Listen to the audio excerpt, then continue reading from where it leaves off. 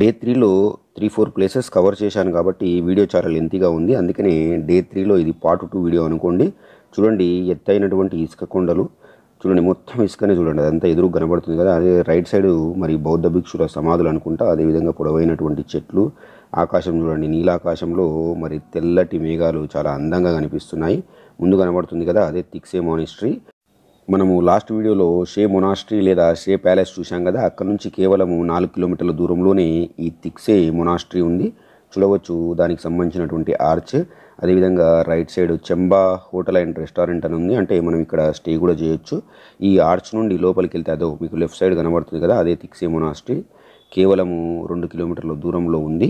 మరి అక్కడికి వెళ్దాం, దానికి సంబంధించినటువంటి డీటెయిల్స్ని కూడా మనము మన వీడియోలో చూద్దాం. మొనాస్ట్రీ మనము తెలుగులో మఠం అని చెప్పవచ్చు. ఈ తిక్సే మొనాస్ట్రీ సింధు లోయలో 3600 మీటర్లు, అంటే దాదాపుగా 11,800 అడుగుల ఎత్తులో తిక్సే అనే ఒక ఎత్తైన కొండపైన ఉంది.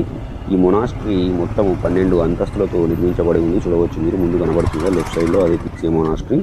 దగ్గరకు వచ్చేసాము. అదేవిధంగా పార్కింగ్ ఏరియాలో ఉన్నాం మనం ప్రస్తుతము. మా బైక్ని పార్క్ చేసి మేము అక్కడికి వెళ్తాము, తిక్సే మొనాస్ట్రీకి. మొనాస్ట్రీ అనేది ఆంగ్ల పదము. మరి స్థానికంగా వాడుక భాషలో వీటిని గోంపాస్ అని కూడా అంటారు, గోంపా. మరి తెలుగులో అయితే మీకు చెప్పాను, మనం వీటిని మఠం లేదా ఆశ్రమం అని కూడా అనవచ్చు. మరి వెళ్దాం మనం. చూడండి, ముందల ఆర్చ్ కనబడుతుంది. అదేవిధంగా ముందరికి వెళ్ళాలి మనం కొంత దూరము. ఎత్తైనటువంటి కొండ మీద ఉంది అని చెప్పాను కదా ఇంతకుముందే, తిక్సే మొనాస్ట్రీ.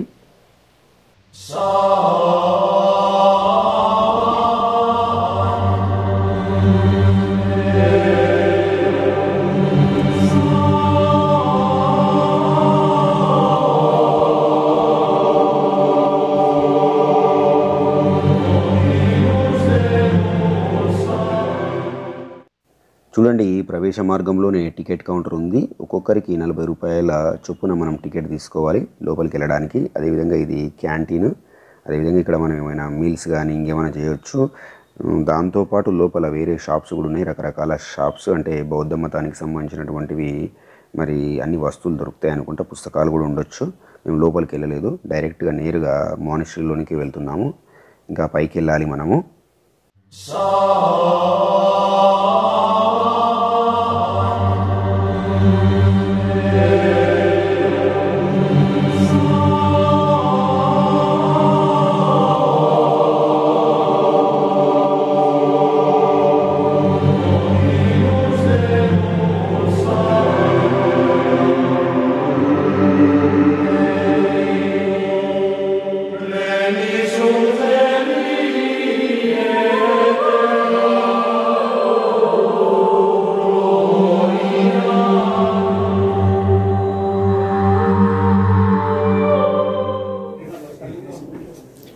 తిక్సే మానిస్ట్రీ దగ్గర ఉన్న మనం ప్రస్తుతం. దీనిని ప్రార్థనా చక్రం లేదా ప్రేయర్ వీల్ అని పిలుస్తారు. ఈ ప్రార్థనా చక్రం వెనుక బౌద్ధ భిక్షువు యొక్క పెయింటింగ్ కనబడుతుంది కదా. మరి అతనే 15వ శతాబ్దం ప్రారంభంలో గెలుక్ స్కూల్ స్థాపకుడు జేసోంగ్ ఖాపానట. మరి బౌద్ధ మత ప్రచారంలో భాగంగా టిబెట్ నుండి ఇక్కడికి తన 6 శిష్యులతో వచ్చి ఇక్కడే కొంతకాలం గడిపి ఇక్కడ కూడా గెలుక్ స్కూల్ స్థాపించాడంట. గెలుక్ స్కూల్ అంటే బౌద్ధ మతానికి సంబంధించినటువంటి ఒక స్కూల్ అనుకోవచ్చు. అంటే ఈ తిక్సే మొనాస్ట్రీ అనేది టిబెటన్ బౌద్ధ మతం యొక్క గెలుక్ పాఠశాలతో అనుబంధించబడినటువంటి బౌద్ధ మఠం. ఇది టిబెట్లోని పొటాలా ప్యాలెస్ను పోలి ఉంటుంది. అందుకనే దీనిని మినీ పొటాలాగా కూడా పిలుస్తూ ఉంటారు. ఇది సెంట్రల్ లద్దాఖ్లో అతిపెద్ద మొనాస్ట్రీ. ఇప్పుడు మనము ఈ తిక్సే మొనాస్ట్రీ యొక్క పై అంతస్తులో ఉన్నాము. చూడవచ్చు మీరు, లోమకాంగ్ టెంపుల్ అని ఉంది కదా, స్ట్రేట్కి వెళ్తే. అదేవిధంగా రైట్ సైడ్ ఒక బోర్డు చూపిస్తుంది, సైన్ బోర్డు, వే టు గొనకాంగ్ టెంపుల్, టెంపుల్ ఆఫ్ ప్రొటెక్టర్స్ అంట. అంటే మరి ఈ మఠాన్ని, ఈ మొనాస్ట్రీని కాపాడేటువంటి దేవతల యొక్క విగ్రహాలు అక్కడ ఉన్నాయట. మరి అదేవిధంగా ఇక్కడ మెయిన్గా కంగ్యూర్ మరియు స్ట్రాంగ్యూర్తో సహా అనేక గ్రంథాలు, అంటే బౌద్ధ మతానికి సంబంధించిన గ్రంథాలు ఇక్కడ ఉన్నటువంటి బండాగారంలో భద్రపరిచారట. ఈ అంతస్తులోనికి కేవలం పురుషులకు మాత్రమే ప్రవేశం ఉంది. చూడండి, ఈ కింద ఓపెన్ ప్లేస్లో బౌద్ధ మతానికి సంబంధించిన అద్భుతమైన రంగురంగుల కుడ్డ చిత్రాలు మనల్ని ఇట్టే ఆకర్షిస్తాయి. అదేవిధంగా డొనేషన్ బాక్సెస్ కూడా ఉన్నాయి. మనం ఏమైనా డొనేట్ చేయాలనుకుంటే కూడా చేయవచ్చు. మరి నేను చూసినటువంటి మొనాస్ట్రీలలో చాలా కలర్ఫుల్గా ఉంది ఈ తిక్సే మొనాస్ట్రీ.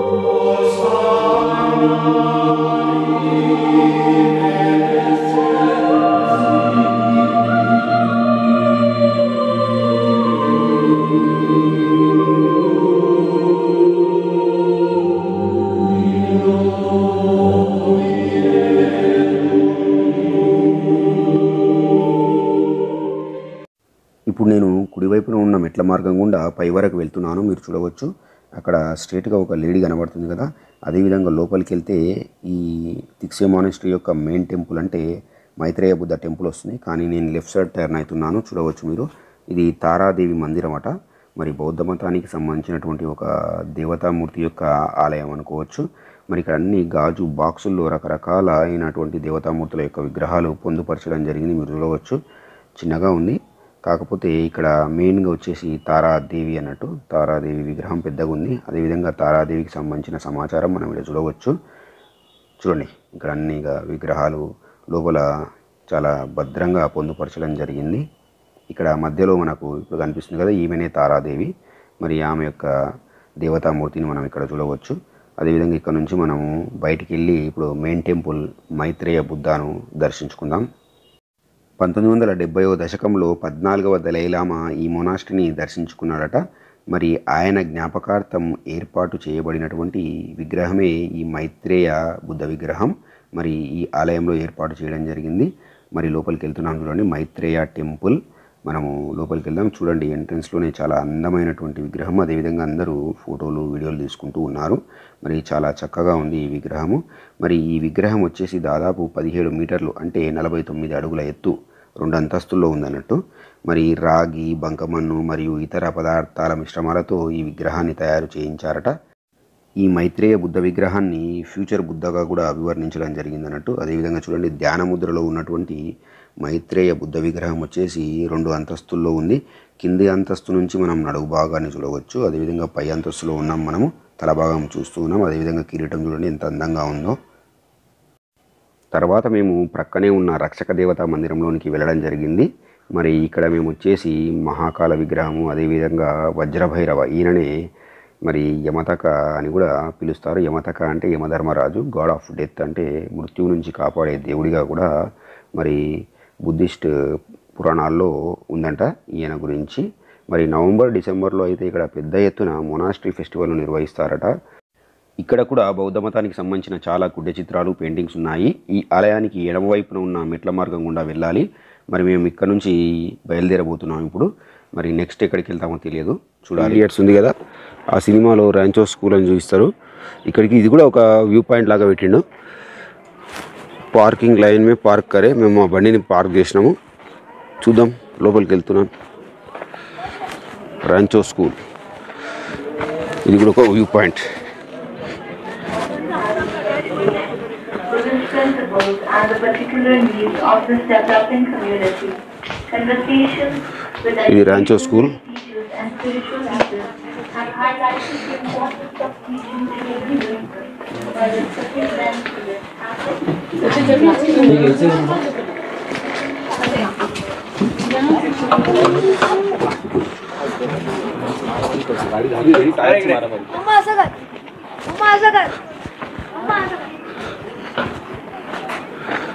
ఇది కూడా లైగో, ఇది ఆడ ఉంటుంది, హ్యాంగింగ్ లెక్క ఆడ కూడా ఉంటుంది.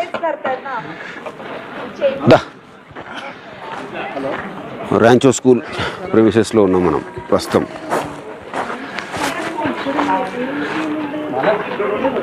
ర్యాంచో 3 ఇడియట్స్ మూవీ ఉంది కదా, Hindi movie.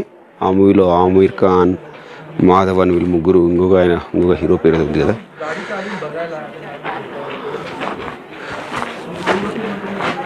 Rancho cafe.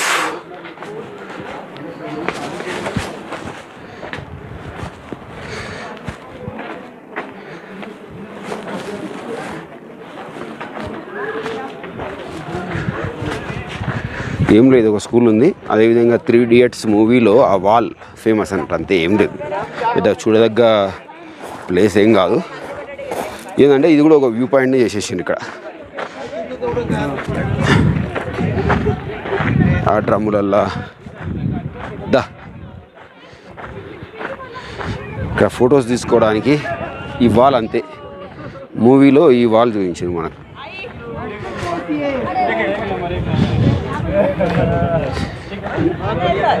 The ఇడియటిక్ wall అంట.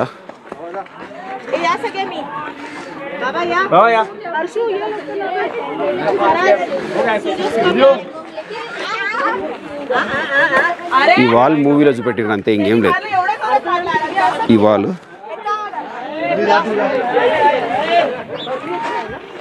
ఇది ఒక విజిటింగ్ స్పాట్ని చేశారు.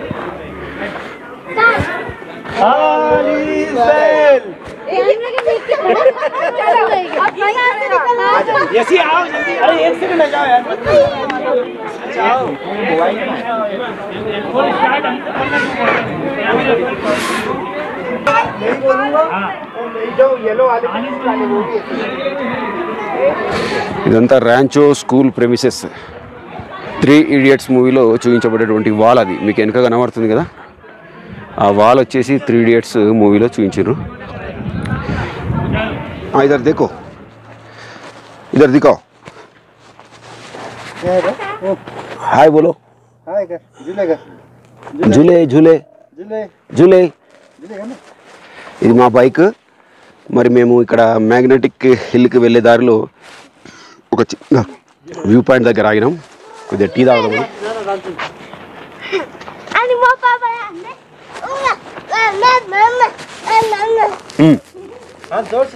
जोर से మా బైక్ ఇది.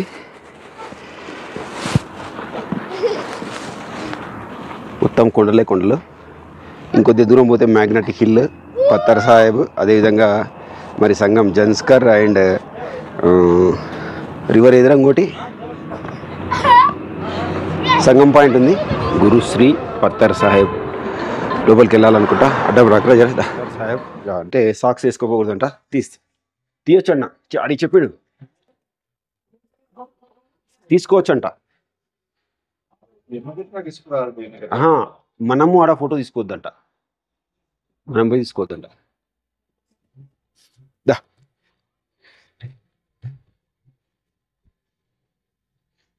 వాహే గురు అని రాస్తుంది ఇక్కడ.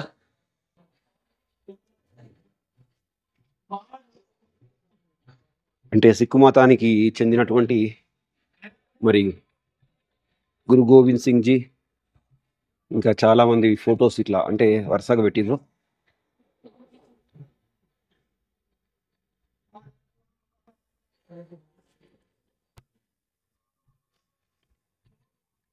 మరి గురు పత్తర్ సాహెబ్ లోపల మనం చూస్తున్నాం ఇక్కడ.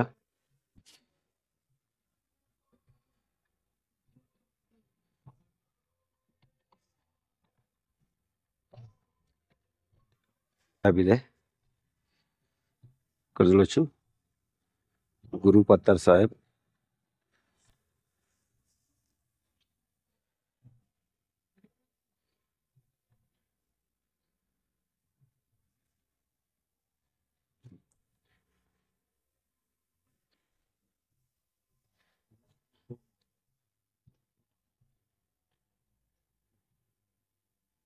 ప్రస్తుతం మనం మ్యాగ్నెటిక్ హిల్ దగ్గర ఉన్నాము. ఇక్కడ కారు ఆపితే ఆటోమేటిక్గా అదంతా అదే మూవ్ అవుతుంది, అంటే మనం డ్రైవ్ చేయాల్సిన అవసరం లేదు. ఇది మ్యాగ్నెటిక్ హిల్ పాయింట్.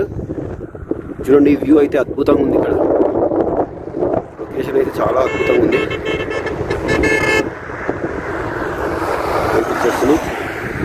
ఆఫ్ చేస్తే అదంతా అదే మూవ్ అవుతుందంట.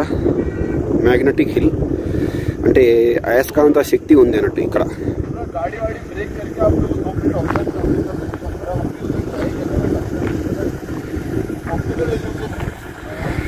ఆప్టికల్ ఇల్యూజన్ అంటే ఇక్కడ, అంటే ఆటోమేటిక్గా అదంతా కదే మూవ్ అవుతుంది. టెస్ట్ లేనంట ఇక్కడ, అంటే ఇక్కడ టెస్ట్ చేసుకోవచ్చు మనం.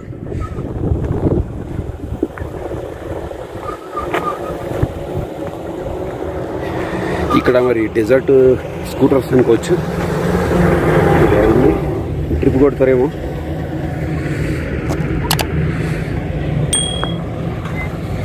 मूव हो रहा, आगे बढ़ रहा, नहीं बढ़ रहा नहीं.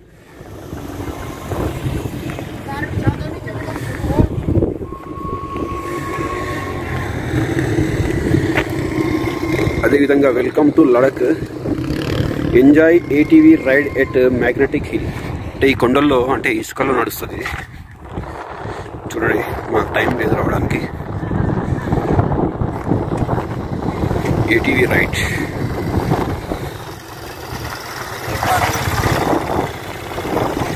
జస్ట్ స్కూటర్ టైప్ ఉంటుంది, కాకపోతే ఏంటంటే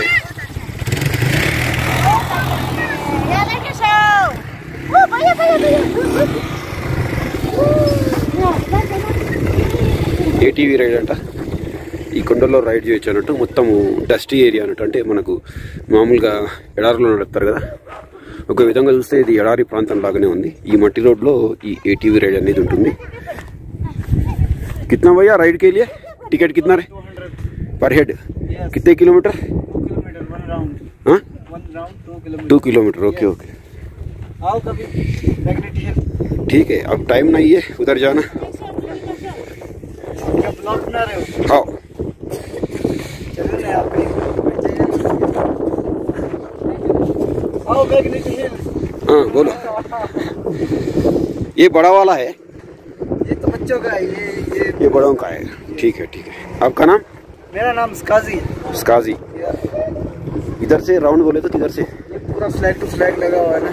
उधर से एक राइड. ठीक है. ఏటీవీ రైడ్ బాగుంటుంది కానీ టైం లేదు మాకు. మరి మ్యాగ్నెటిక్ హిల్ దగ్గర చాలామంది బైకులు కార్లతో ప్రయోగాలు చేస్తూనే ఉన్నారు. ఇక్కడ గురుత్వాకర్షణ శక్తి ద్వారా వారి యొక్క వాహనాలు ముందుకు వెళ్తాయని కొందరేమో పాజిటివ్గా రెస్పాండ్ అయ్యారు, అడిగితే కొందరేమో నెగిటివ్గా కూడా రెస్పాండ్ అవ్వడం జరిగింది. మరి చివరగా నేను కూడా ట్రై చేస్తున్నాను. నాకైతే ఏమనిపించలేదు. మరి ఇది ఆప్టికల్ ఇల్యూజనే అని అనిపించింది నాకు. చూడండి సంగం వ్యూ పాయింట్. మరి ఆల్టిట్యూడ్ వచ్చేసి మనము దాదాపుగా ఏం లేదు, కరెక్ట్గా 10,657 అడుగుల ఎత్తులో, అంటే ఫీట్స్ ఎత్తులో మనం ఉన్నాము. చూడండి ఇది సంగం. ఇండస్ మరియు అదేవిధంగా జన్స్కర్ రివర్ ఈ రెండు కలిసేటువంటి సంగమించే ప్రాంతం అన్నట్టు. లేహ్ టు కార్గిల్ వెళ్ళే రూట్లో మనకి ఈ సంగం పాయింట్ ఉంది. ఇది వచ్చేసి మరి సంగం పాయింట్. ఇక్కడ మీకు ముందు వరుసలో కనబడుతుంది కదా, నీలపు రంగులో నీళ్ళు వస్తున్నాయి కదా, ఇది ఇండస్ రివర్ అంటే సింధు రివర్. అదేవిధంగా అక్కడ నుంచి అంటే జన్స్కర్ వ్యాలీ, అక్కడ అదంతా జన్స్కర్ వ్యాలీ. జన్స్కర్ వ్యాలీలో నుంచి వస్తున్నటువంటి రివర్ వచ్చేసి జన్స్కర్ రివర్. అంటే ఇండస్ అంటే సింధు మరియు జన్స్కర్ రివర్ ఈ రెండు సంగమిస్తున్నాయి కాబట్టి దీన్ని సంగమ స్థానం, సంగం పాయింట్ అని అంటారు. చూడండి water roads organization project విజయకండ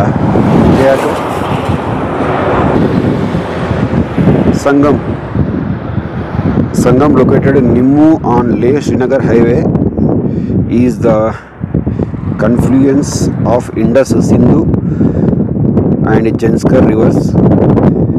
Janskar river coming from Janskar valley of Union Territory of Ladakh meets the Indus river at Nimmu. అంటే నిమ్ము అనే ప్రాంతంలో మరి ఈ రెండు నదులు ఇక్కడ కలుస్తూ ఉన్నాయి. ఒకటి వచ్చేసి మరి ఇండస్ రివర్, దాన్ని మనం సింధు నది అని అంటాం తెలుగులో. అదేవిధంగా జన్స్కర్ రివర్, ఆ జన్స్కర్ రివర్ అనేది జన్స్కర్ వ్యాలీ నుంచి వస్తుందంట. ఇక్కడ జన్స్కర్ వ్యాలీ, సురు వ్యాలీలు ఉన్నాయట. మేము సంగం పై నుండి తిరుగు ప్రయాణం అయ్యాము. మార్గ మధ్యంలో మరి హాల్ ఆఫ్ ఫేమ్ ఉంది, దాన్ని కూడా టచ్ చేయాలి. ఆ వీడియోను మీకు నెక్స్ట్ డే 3లో పార్ట్ 3గా మీ ముందుకు తీసుకొస్తాను. అంతవరకు ఉంటాను. మరి జై హింద్, జై భారత్.